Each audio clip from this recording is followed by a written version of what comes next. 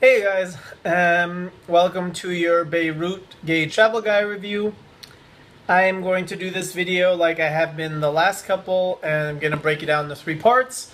The first part being just the factual information of um, where to go, what to do, what's going on gay wise, is it safe, is it not safe, what are the gay things that are happening.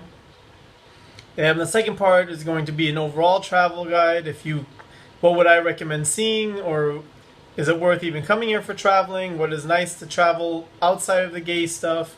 And the third part is just going to be what my impressions have been of since I've been here, some like little stories, and just my opinions on things. So stay tuned for part one. Is Beirut a gay travel destination?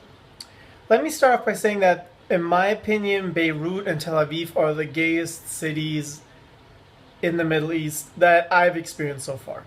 Um, for those of you who consider Turkey as part of the Middle East, I know a lot of people consider Turkey part of Europe. Some consider it part of the Middle East. Whatever. I am planning on going to Istanbul in a couple of weeks, which I've heard is like a very gay city and also a very amazing city.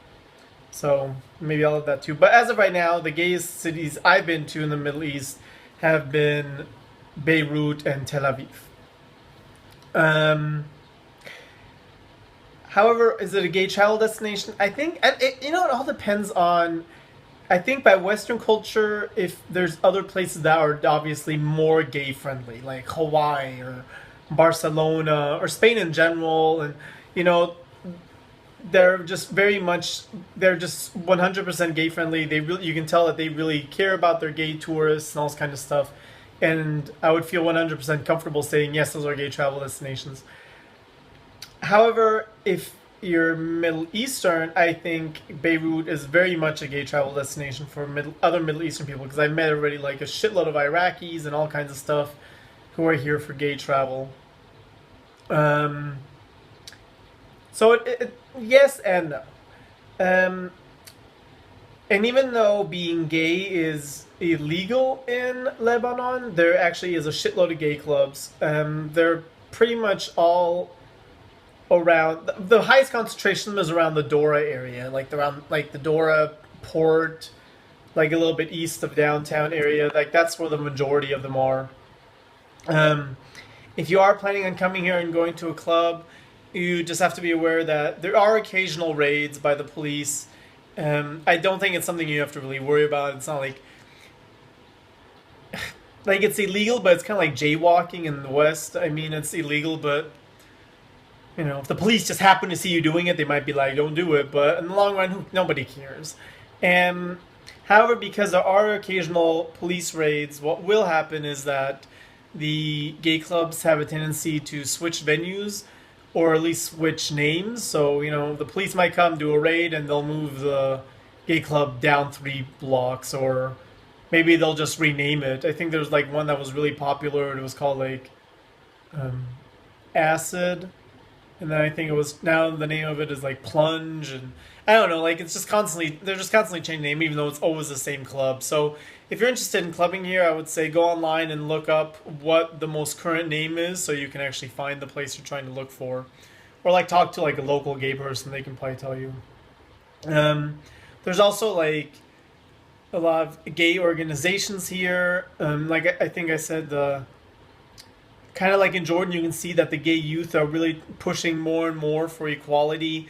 And even though it's still gay, I think and it's still illegal to be gay here, I definitely think that's something that might be changing soon, because you can tell that there's definitely people um, not happy with that. So yeah, there's gay organizations. In terms of cruising, for me, I felt like the cruisiest area was the Corniche, and right in that area where it's also Paris Street. Um, and I can see why, because especially now in the summer, like all the men and boys or whatever, they all go and they go swimming right by the water there, and they're fishing, and they're all like in their bathing suits, and a shitload of douchey gay guys are jogging with their shirts off and all this kind of stuff.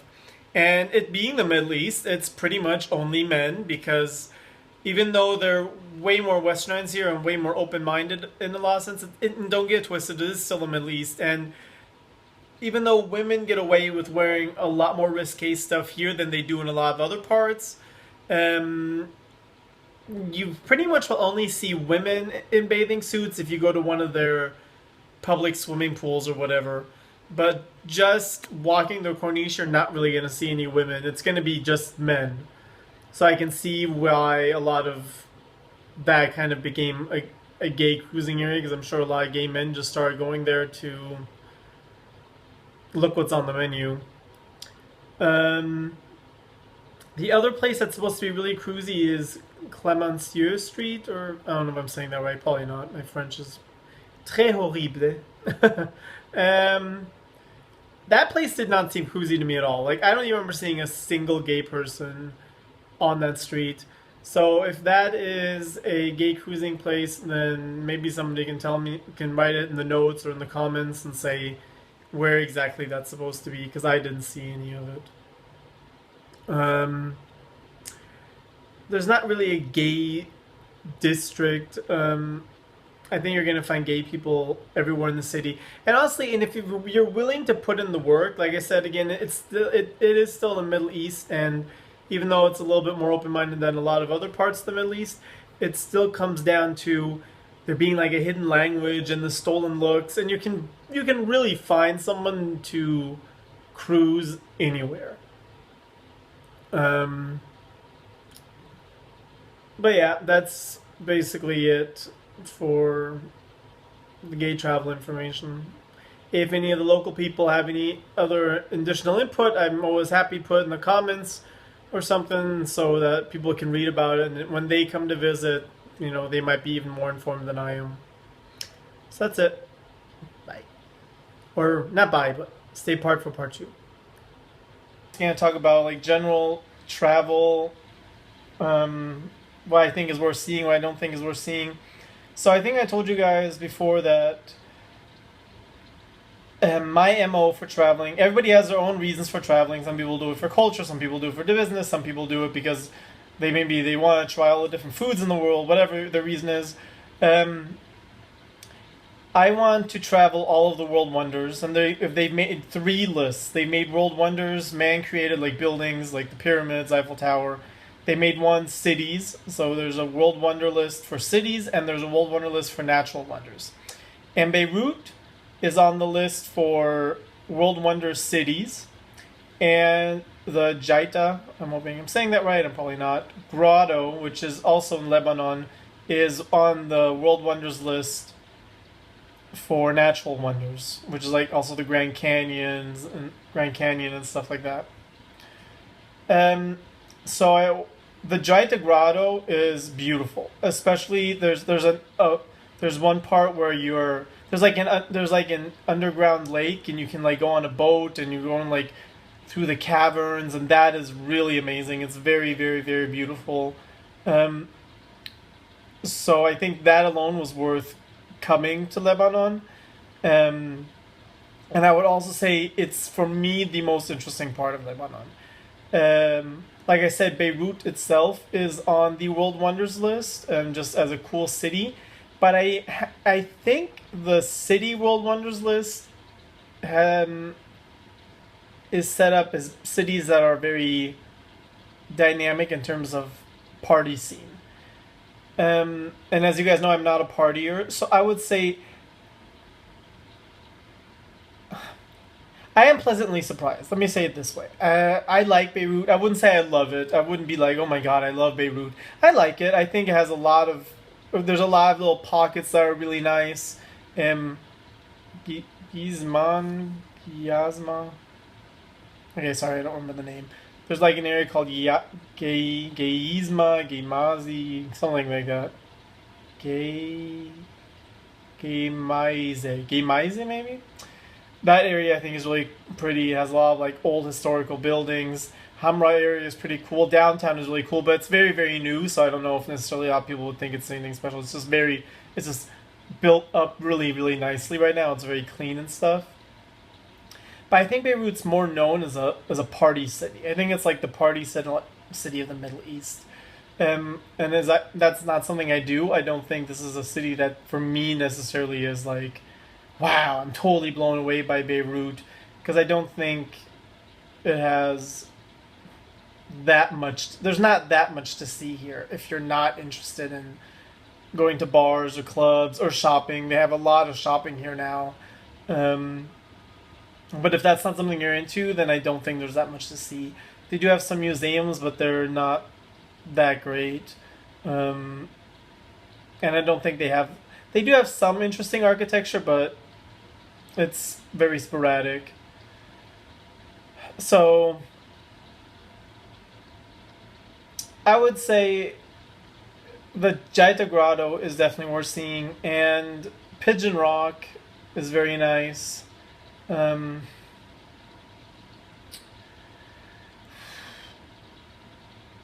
and that's all that I would really say is I thought was really worth coming to Lebanon or Beirut for, is those two things. Like those are the only things that really stuck out to me. Um, what was I about to say?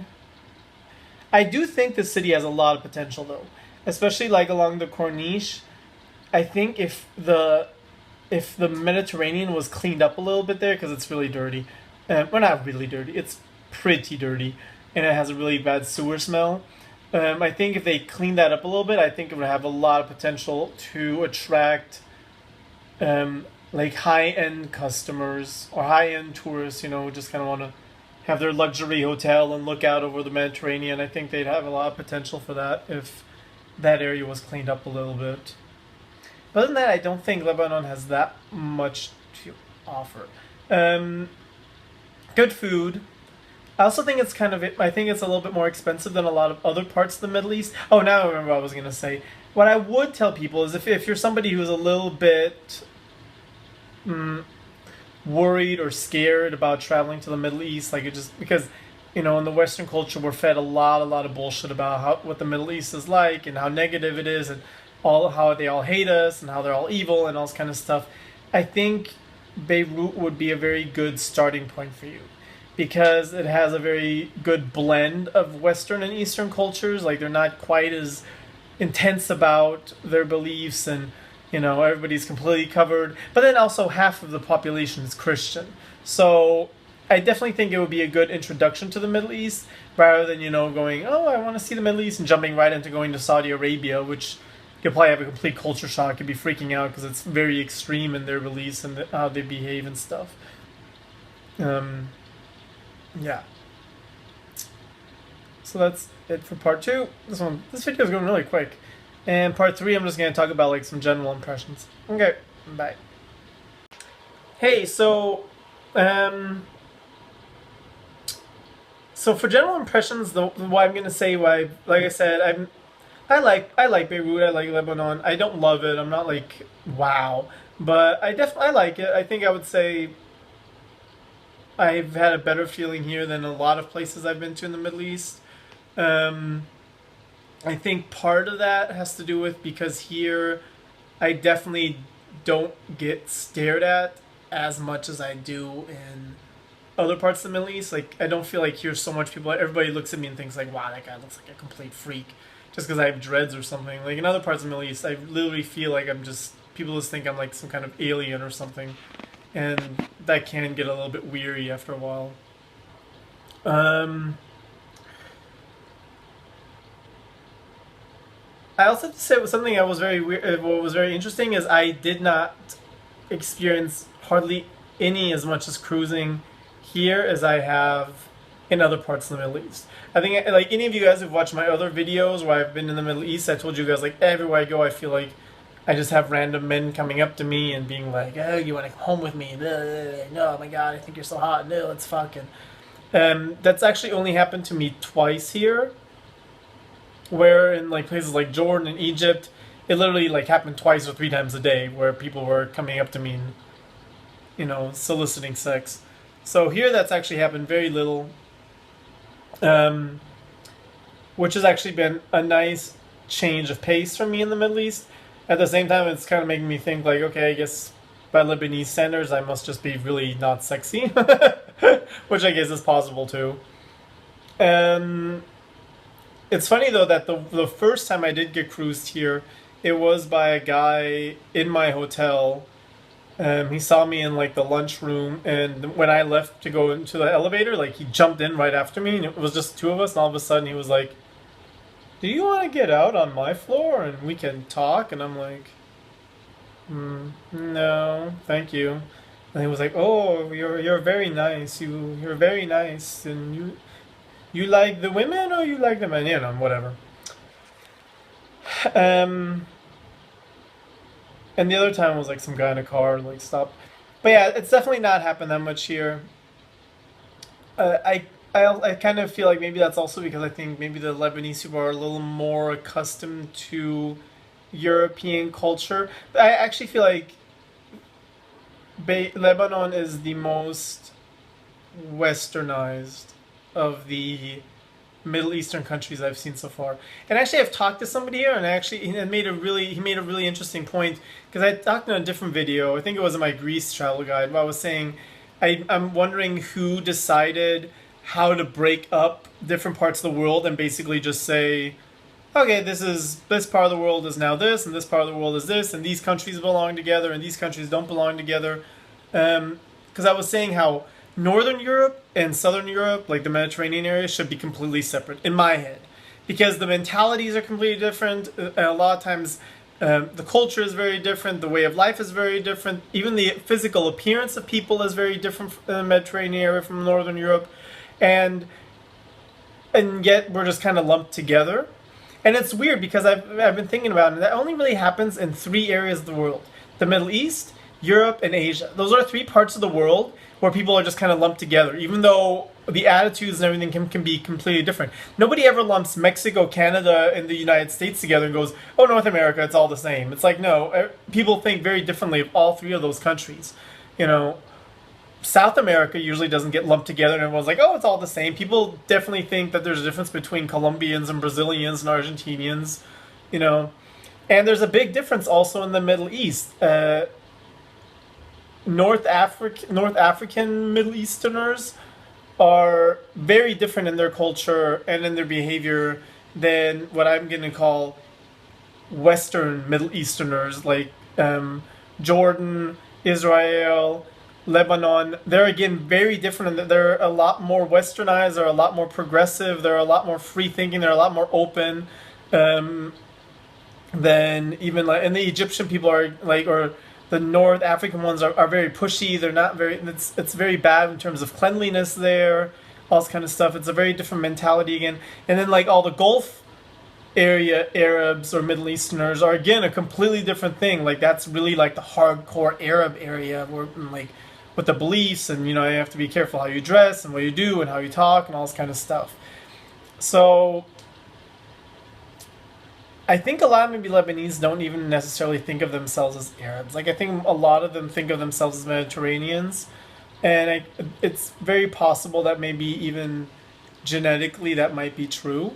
Um, Maybe like that they're a mix. So, what was I gonna say? Oh, and of course, you know, Lebanese men. You know, like I think I already told you guys. Like, it just my personal idea of attractive, physically attractiveness is just this whole part of the world. Like, everywhere from like Albania through Greece, Turkey, Lebanon, Israel, like that whole area is just, you know, the men are just amazingly beautiful. I will say though that I think I'm a little bit more into the Greek men because the Lebanese men, a lot of them like very gorgeous, but when I was walking along the Corniche, I noticed that they're incredibly douchey though. I mean, the vast majority of them are so douchey. And as you guys know, that's just not what I find physically attractive. I know that's really popular in the gay community right now. Like, the douchier looking, the better. But it's just not my thing. So, they're gorgeous, but I don't know if personality-wise they're my thing. Which is probably also the reason why here I relatively got very little cruise, because I don't look douchey. Um, yeah. Also, a lot of Lebanese are very hairy, and I think that's another thing. I'm like, I love me some hairy men. But that's it. Like I said, I actually like it here. I think it's interesting. I don't think it's a place that you have to go out of your way to visit. But if you're interested in the Middle East, I think it's a good starting point. So that's it. If you guys have any questions, of course, feel free to email me or leave a comment, and then I'll probably reply via email. If you guys have any hate, if you guys have any comments, I'm sure there's going to be hate, and somebody tell me that I have no idea what I'm talking about, because that always happens on my travel videos. Um, so that's it. Hopefully you guys are doing well, and take care. Bye.